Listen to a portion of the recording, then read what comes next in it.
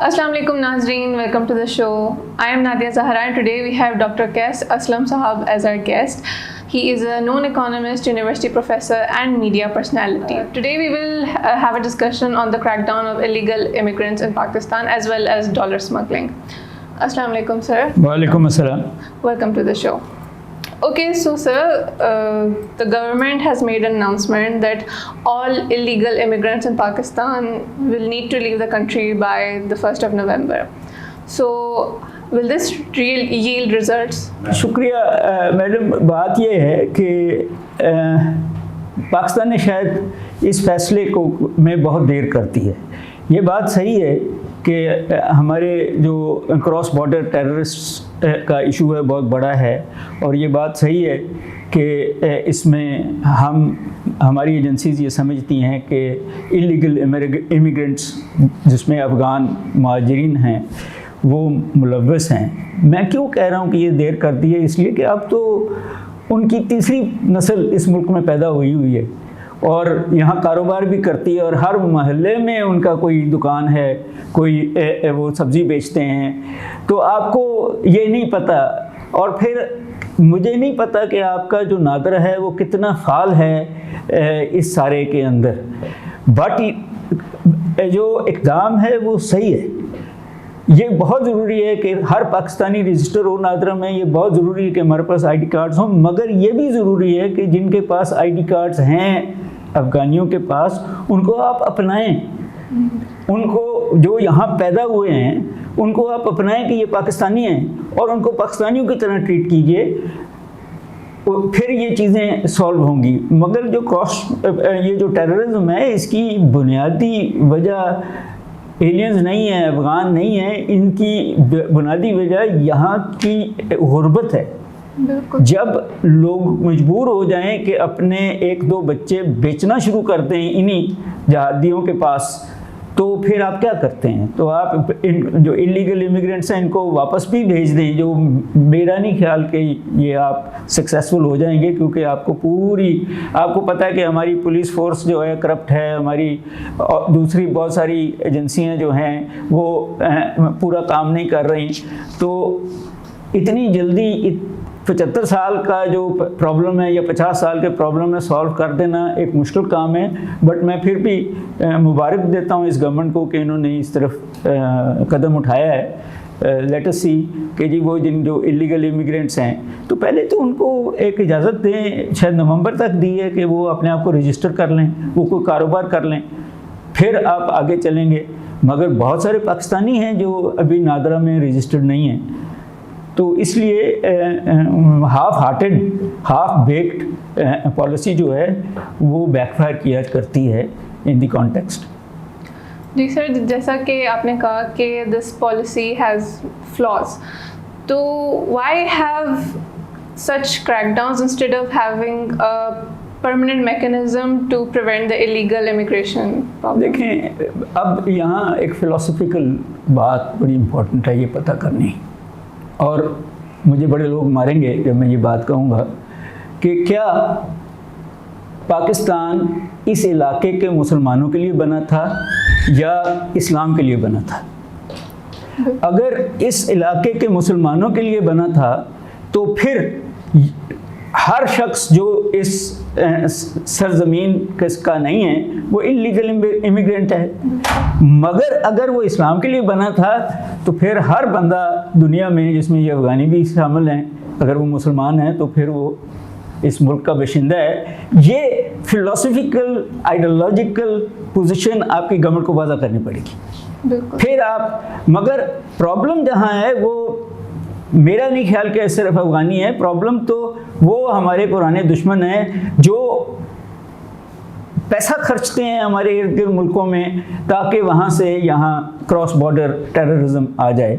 वो नेचुरली इसमें सिर्फ दूसरी बात जो है वो स्मगलिंग की है कि हम समझते हैं अब वहाँ भी ये जो अफ़गान ट्रेड है जिसमें अब 10% आपने लगा दी, ये टैक्स लगा दिया है, वो पहले हमारे मुल्क से जाता है, پھر وہاں پہنچتے ہی نہیں ہیں. تو اس میں صرف افغانی تو ملوث نہیں ہیں, اس میں تو آپ کے اپنے لوگ ملوث ہیں. آج کہا ہے شاید بلوچستان کے چیف منسٹر نے کہ جی اگر اداروں کے لوگ بھی ہوں گے تو ان کو سزائیں دی جائیں گی, مگر یہ اسٹیٹمنٹس ہیں. میرا اپنا یہ خیال ہے کہ آپ کو ملک میں انڈسٹریلائزیشن اگر آپ کریں گے تو پھر آپ اکانومی کو بھی رجسٹر کر سکتے ہیں, اور پھر لیگل اور انلیگل امیگرینٹس کا فرق بھی ڈال سکتے ہیں, اور پھر آپ اسمگلنگ کے ساتھ کمبیٹ کر سکتے ہیں. بالکل. اچھا sir, this decision to remove illegal immigrants, it's not a minor one. تو how will this affect Pakistan's position on the global stage? دیکھیں اگین دو دنیا کے, جس میں پاکستان سمیت امریکہ سمیت دو ایشوز آئے ہوئے ہیں. ایک یہ گلوبلائزیشن کہ ساری دنیا ہم ساروں کا ملک ہے, اور ہم نے تجارت بھی وہاں کرنی ہے, اور ہم نے اور خیال یہی ہے کہ جی وہ لیگل ہوگی, حکومت کے تھرو ہوگی تو وہ ٹھیک ہے. مگر پرانے زمانوں میں اگر آپ دیکھیں تو وہ جو کاروان جاتے تھے سعودی عرب سے میسوپوٹامیہ اور مصر اور عراق, وہ کوئی ویزا تو نہیں لیتے تھے, پاسپورٹ تو نہیں لیتے تھے.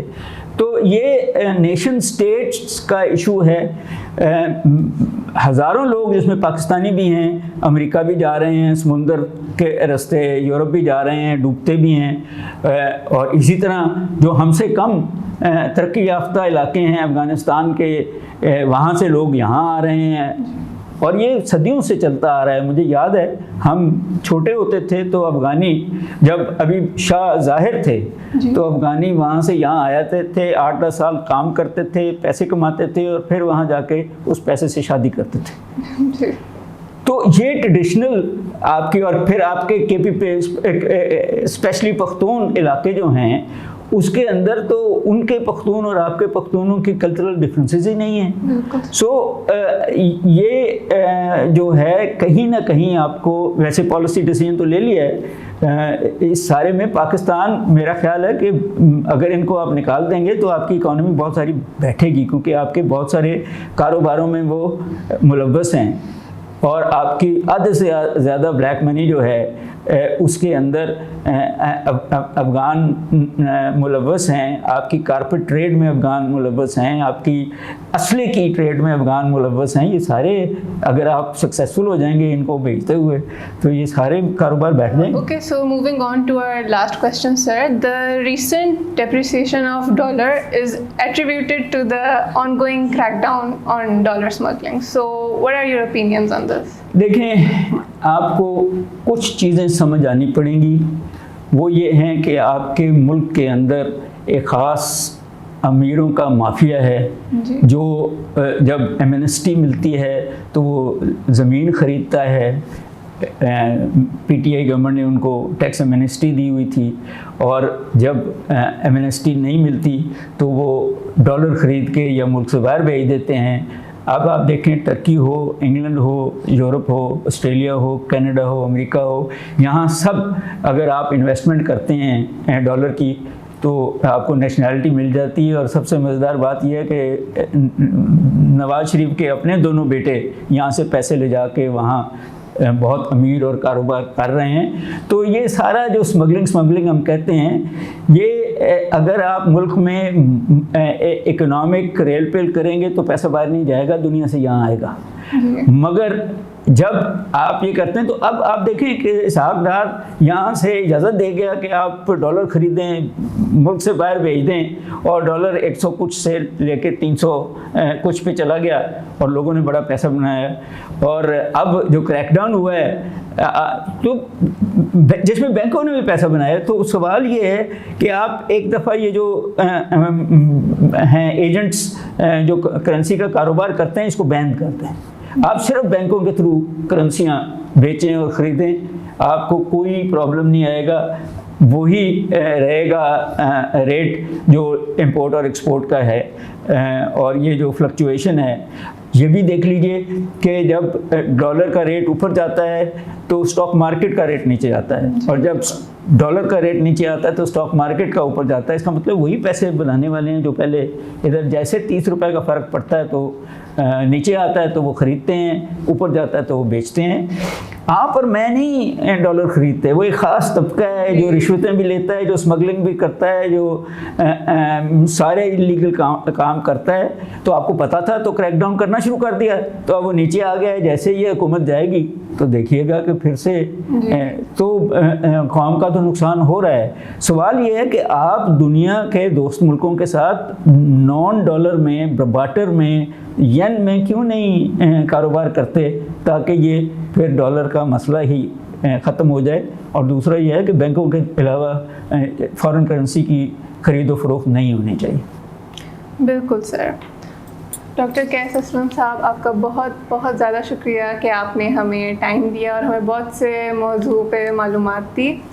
ناظرین، آپ کا بہت شکریہ ہمارا پروگرام دیکھنے کے لیے. آج بہت سے ایشوز پہ ریگارڈنگ ڈالر اسمگلنگ اور الیگل امیگرینٹس پہ ہمیں ڈاکٹر صاحب نے انلائٹن کیا.